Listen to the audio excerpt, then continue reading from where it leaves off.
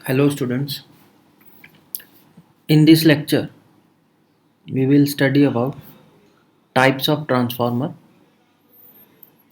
परिणाम मित्र कितने प्रकार के होते हैं, उनका जो परिणाम मित्र का वर्गीकरण आज हम देखने वाले हैं। वर्गीकरण या टाइप्स क्लासिफिकेशन आप जिसको बोलते हो वो अलग अलग आधारों पर किया जाता है, तो आज हम उसके बारे में कुछ चर्चा करेंगे। दूसरी चीज़, अभी तक हमने जो ट्रांसफार्मर्स को पढ़ा है वो ट्रांसफार्मर की अगर हम बात करें तो सबसे पहले हमने वर्किंग देखा, फिर उसके कंस्ट्रक्शन को देखा, तो कुछ हमें आइडिया हो चुका है बेसिक कि ट्रांसफार्मर्स क्या है, कैसे काम करता है। अब हम उसके वर्गीकरण देखेंगे। ये भी एक बहुत इम्पॉर्टेंट एस्पेक्ट है जब हम ट्रांसफार्मर्स को पढ़ रहे हैं। तो चलिए स्टार्ट करते हैं। सबसे पहले अगर मैं क्लासिफिकेशन करूं तो सबसे पहले जो बेसिक क्लासिफिकेशन है that is based on phases या नंबर ऑफ फेजेस। फेज आप समझते होंगे, single phase, 3 phase, 2 phase, 6 phase, 12 phase. Generally हम इसको दो भागों में रखते हैं। यहाँ नंबर ऑफ फेजेस में सबसे पहला आएगा सिंगल फेज ट्रांसफार्मर और दूसरा आएगा 3 फेज ट्रांसफार्मर। बेसिक सा एक क्लासिफिकेशन है based on number of phases में सिंगल फेज एंड 3 फेज। तो जहाँ सिंगल फेज ट्रांसफार्मर लगाएंगे वहाँ सिंगल फेज लोड होगा, 3 फेज ट्रांसफार्मर्स लगाएंगे वहाँ पर 3 फेज लोड भी हो सकता है, सिंगल फेज भी हो सकता है, कोई सा भी लोड हो सकता है, बट सिंगल फेज में आप सिंगल फेज लोड ही कनेक्ट कर सकते हैं।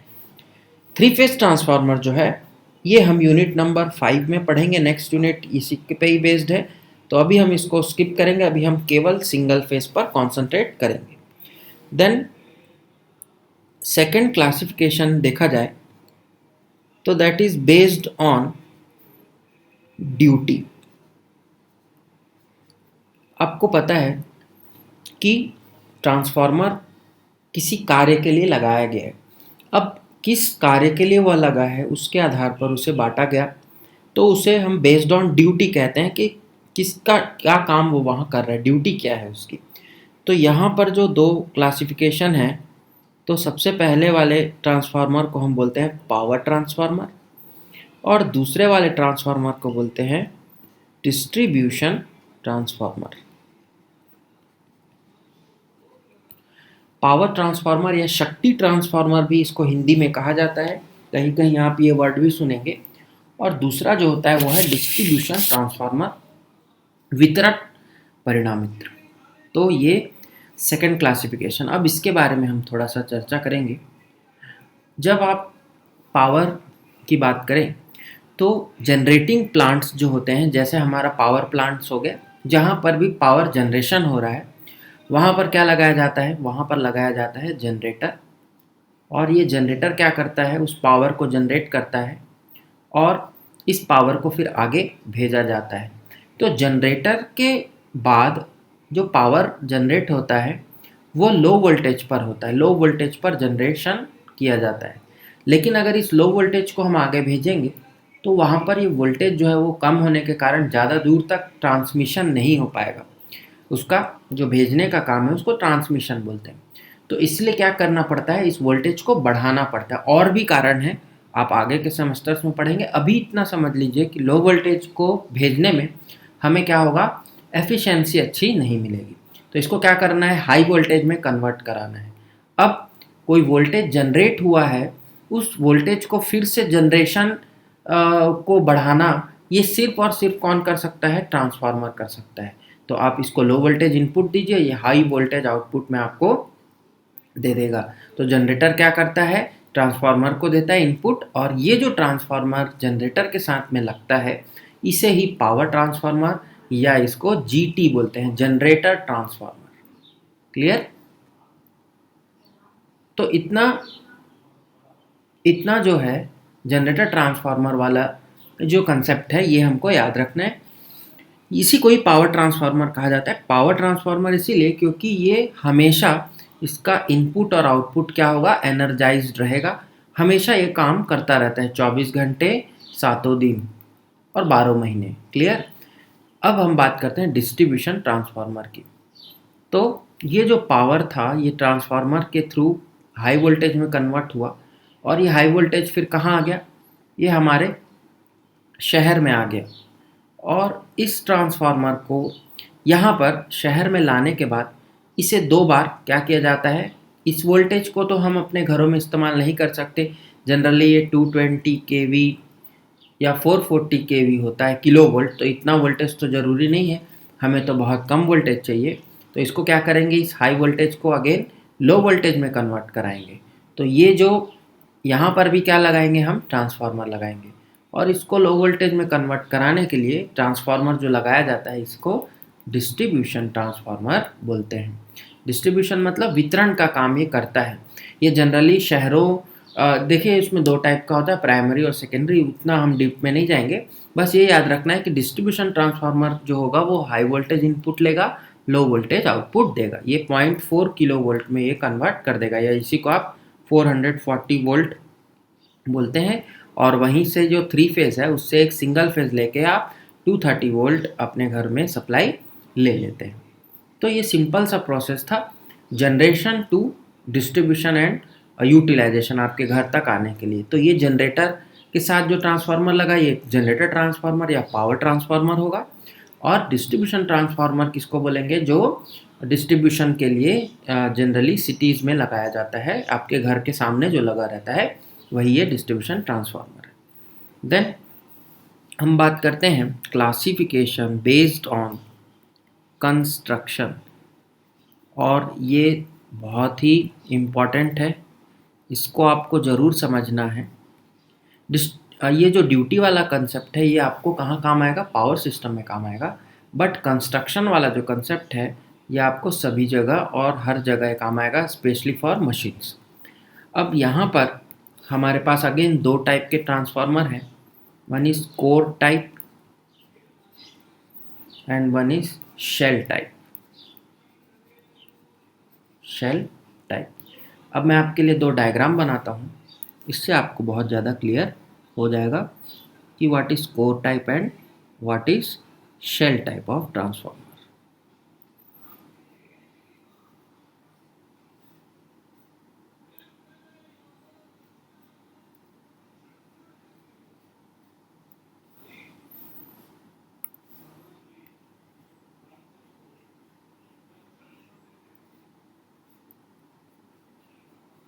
आई होप कि आपको ये तो समझ में आया होगा।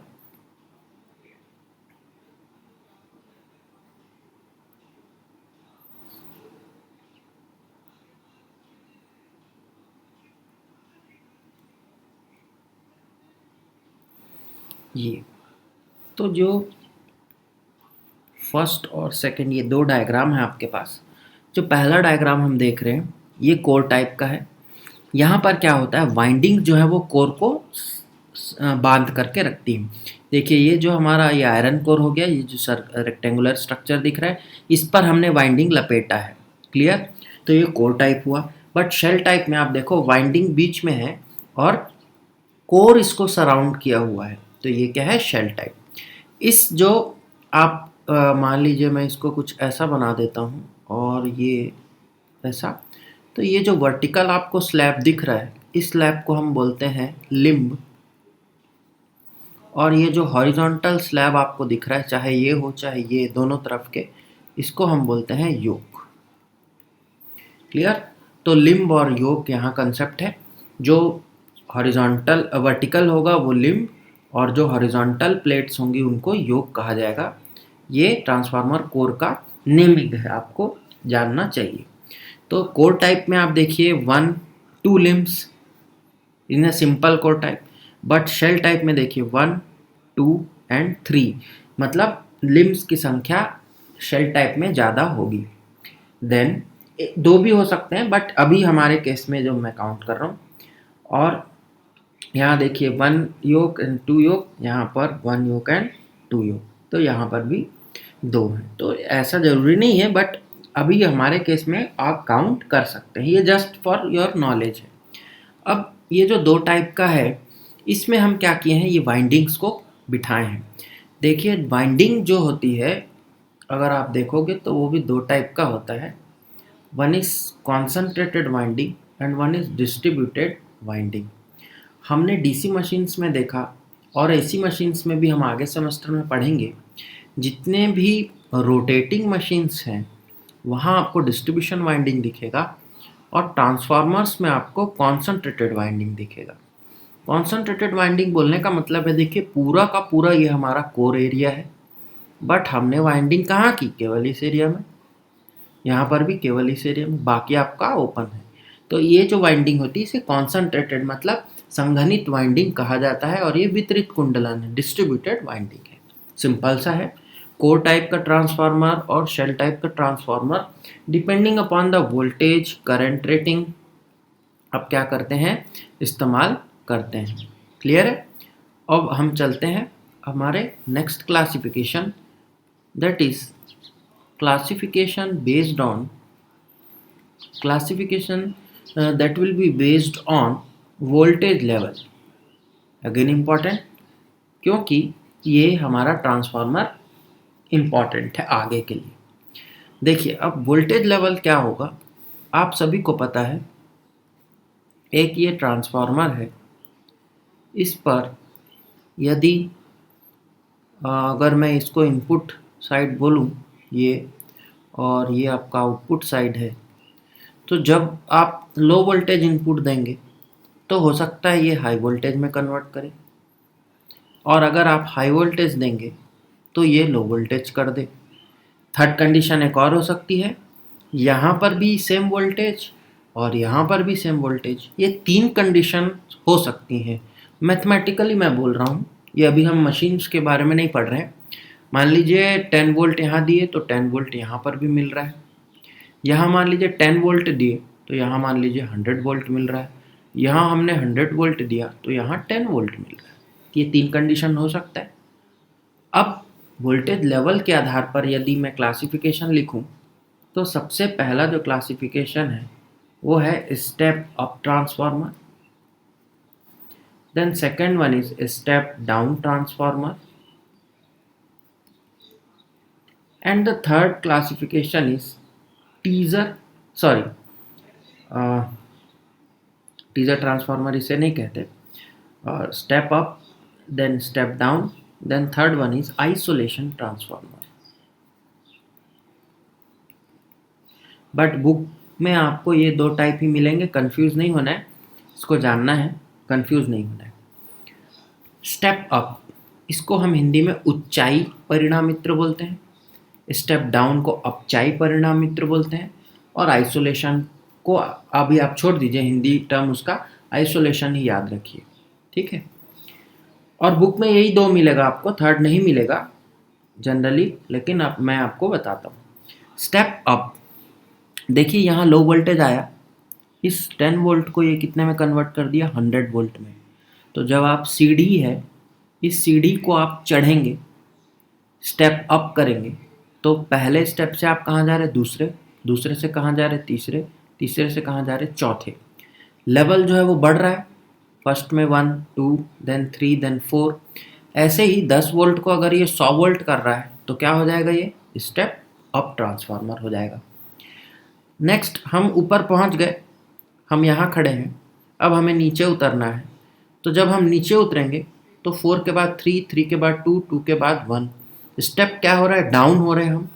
तो स्टेप डाउन होंगे तो लेवल क्या हो रहा है, कम हो रहा है, मतलब 100 वोल्ट दिए 10 वोल्ट या आउटपुट दिया, that is step down transformer. Third one isolation, isolate करना मतलब क्या है, अलग करना, सेपरेट करना, केवल क्या कर देना, सेपरेट कर देना। आइसोलेट करना मतलब अभी होम आइसोलेशन आप सुन रहे होंगे वर्ड, वही वर्ड है। आइसोलेशन का मतलब होता है कि अलग रखना। तो जब 10 वोल्ट मैं यहाँ दिया और 10 वोल्ट ही आउटपुट पर जाए तो इसका मतलब क्या है, इनपुट और आउटपुट की वैल्यू सेम है, मतलब यहाँ voltage V1 equal to V2 हो जाएगा। क्लियर। तो ऐसा जब केस होगा, ये आइसोलेशन का है, ये जनरली कहाँ यूज़ होता है इसको भी मैं बताता हूँ। ये कम्युनिकेशन लाइंस में यूज़ किया जाता है जनरली। जहाँ पर वोल्टेज अप डाउन नहीं करना है बट दो लाइन को आइसोलेट करना, अलग करना जरूरी है, वहाँ पर ये कम्युनिकेशन लाइंस में खास करके यूज़ किया जाता है। स्टेप अप की बात करें तो स्टेप अप अभी हमने देखा कि जब हमारा ये जनरेशन के बाद लो वोल्टेज को क्या कर रहा है, हाई वोल्टेज कर रहा है, मतलब जो पावर ट्रांसफार्मर होगा वो कौन सा होना चाहिए, अब आप बताइए, तो वो होना चाहिए स्टेप अप ट्रांसफार्मर। क्लियर, क्योंकि लो वोल्टेज को क्या किया, हाई किया, ऊपर गए हम। देन यहाँ देखिए ये जो डिस्ट्रीब्यूशन ट्रांसफार्मर है ये हाई वोल्टेज को क्या कर रहा है, लो वोल्टेज, मतलब स्टेप हम नीचे आ रहे हैं, लेवल डाउन हो रहा है, तो ये स्टेप डाउन ट्रांसफार्मर होगा। अब आपको क्लियर हो रहा होगा। तो जब भी आप वोल्टेज लेवल पर बात करेंगे तो स्टेप अप बोलेंगे या स्टेप डाउन बोलेंगे। सी, अगर मान लीजिए ये वोल्टेज 10 वोल्ट था मेरे पास, उसको 100 कर दिया तो स्टेप अप बोल दिए। बट अगर मैं इनपुट यहाँ से दूँ, 100 वोल्ट था और इसी सेम ट्रांसफार्मर में, तो यहाँ 10 वोल्ट मिलेगा, ऑब्वियसली मिलेगा ही उतना ही, तो ये स्टेप डाउन हो जाएगा। तो स्टेप अप और स्टेप डाउन डिपेंड किस पे करता है, इनपुट एंड आउटपुट पे। यदि इनपुट और आउटपुट दो साइड होते हैं हमारे, मैं सबसे पहली क्लास में भी बताया था कि जिस साइड में भी हम सप्लाई देंगे वो इनपुट बन जाता है, और जिस साइड भी हम लोड कनेक्ट करेंगे वो आउटपुट साइड कहलाता है। तो इनपुट साइड बोलने का मतलब सप्लाई साइड, आउटपुट साइड बोलने का मतलब लोड साइड। तो यदि हमारा जो लोड है वो उसका वोल्टेज रेटिंग हाई है और इनपुट साइड जो सप्लाई उसकी लो वोल्टेज रेटिंग लो है, तो हम क्या बोलेंगे कि ये कौन सा ट्रांसफार्मर हो गया, अब लो टू हाई करना है, तो यहाँ पर जो ट्रांसफार्मर लगेगा या लगाएंगे हम उसको क्या बोलेंगे, स्टेप अप ट्रांसफार्मर। और यही इसी का उल्टा होगा, जब हाई वोल्टेज सप्लाई होगी और लो वोल्टेज पे लोड होगा तो यहाँ पर कौन सा लगेगा, स्टेप डाउन ट्रांसफार्मर। तो ट्रांसफार्मर के क्लासिफिकेशन में इतना ही। नेक्स्ट क्लास में हम पढ़ेंगे अबाउट द ईएमएफ इक्वेशन। तो तब तक के लिए आप सभी का इस क्लास से जुड़ने के लिए thank you. Keep watching and keep learning. Thank you very much.